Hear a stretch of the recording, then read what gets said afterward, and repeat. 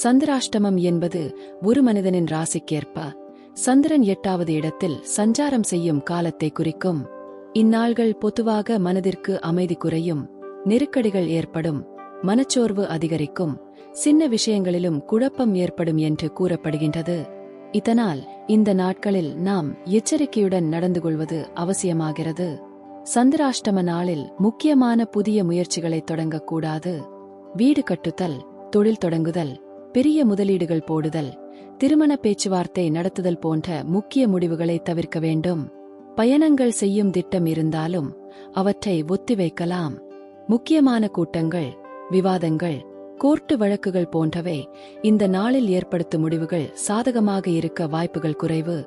இந்த நாளில் நாம் செய்யக்கூடிய விஷயங்கள் என்னவென்றால், சாந்தமாக இருப்பது, அமைதியாக வீட்டிலேயே இருக்க முயற்சிப்பது, தியானம், ஜபம் போன்ற ஆன்மீக செயல்களில் ஈடுபடுவது நல்லது.